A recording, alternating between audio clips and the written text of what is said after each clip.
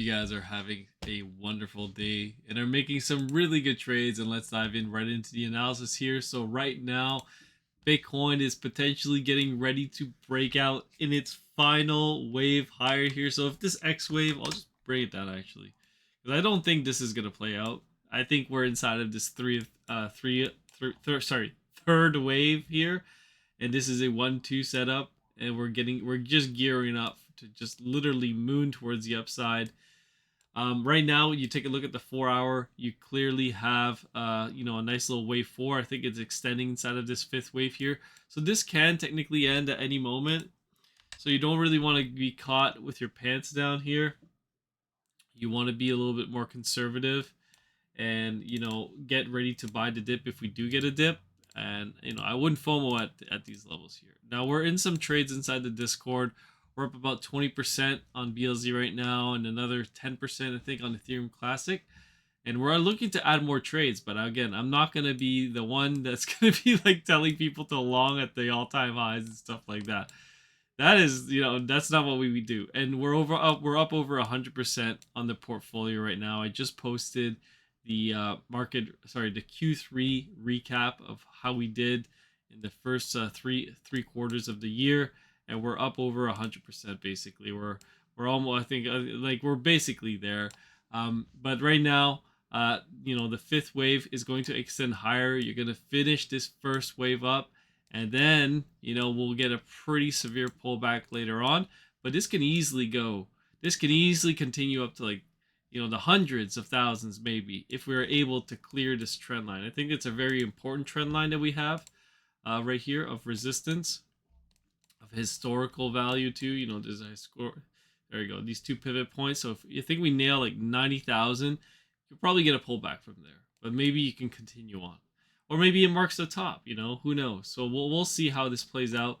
But you can see the weekly cycle is breaking towards the upside right now. Ever since we broke back here, the price has been moving up. So I actually expect a surge up in Bitcoin and in all cryptos. So I might get into some more altcoins, because I really like the upside potential here. Bitcoin Cash might be one that's gearing up to break up as well. And again, I already had a really nice pump, but it doesn't mean it can't continue. It could easily continue.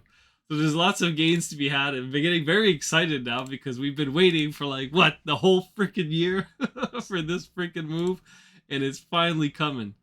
And I don't want to say the F word because I don't want YouTube to demonetize me. But the 2-week time frame got increasing green money flow. The daily time frame looking good as well. And again, there's a lot of people who are still super bearish on the price, but again, you just let them do their thing, right? Eventually they'll get it right. And right now, we go in and we go out of the market, and right now I think you should be accumulating longs in Bitcoin.